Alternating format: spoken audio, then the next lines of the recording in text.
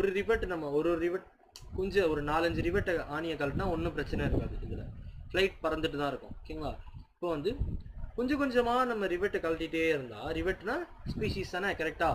Species வந்து நம்ம கழட்டிக்கிட்டே இருந்தால் என்ன ஆகும்னா கொஞ்ச நாளுக்கு அப்புறம் ப்ராப்ளம் வரும். அதே தான் இவங்க சொல்கிறாங்க. எப்படின்னா பயோடைவர்சிட்டிக்கு வந்து ப்ராப்ளம் வரும் ஒரு ஸ்பீஷீஸாக எக்ஸ்டெண்ட் ஆகி இருந்துச்சுன்னா. ரெண்டாவது பாயிண்ட் வந்து என்னென்னா சர்டன் ரிவெட்ஸ் ஆர் மோர் இம்பார்ட்டன்ட். ஒரு சில இது வந்து ரொம்ப முக்கியம், ரொம்ப முக்கியமான ஆணிங்க. ஓகேங்களா? இப்போ வந்து நம்ம இந்த ரெக்கையில் இருக்க ரிவெட் எடுத்துட்டோம்னு வச்சுக்கோங்களேன், இதனால் கொஞ்ச நேரத்துக்கு கூட பறக்க முடியாது, உடனே அழிஞ்சிடும். அதனால தான் ரிவெட் ரொம்ப முக்கியமான ரிவெட்ஸ் இதெல்லாம். அதுதான் வந்து என்ன சொல்லுவாங்கன்னா கீ ஸ்பீஷீஸ். கீ ஸ்பீஷீஸ்னால் ரொம்ப அந்த இடத்துலேயே அது இல்லைன்னா ஒன்றுமே நடக்காது, அந்த மாதிரி ஒரு ஸ்பீஷீஸ்.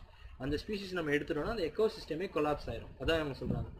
இது கொஞ்சம் கொஞ்சமாக எடுத்தாலும் ரிவெட்ஸ் இருக்கும். ஓகேங்களா? பட் ஆனால் கீ ஸ்பீஷீஸ் எடுத்தால், கீ ஸ்பீஷீஸ்னால் இப்போ வந்து அங்கே ஒரு யானை இருக்குன்னு வச்சுக்கோங்களேன், அங்கே ஒரு யானை தான் அந்த இடத்த ஃபுல்லாக பார்த்துக்குது. ஓகேங்களா? அந்த யானையை நம்ம தூக்கிட்டோம்னா மொத்தமாக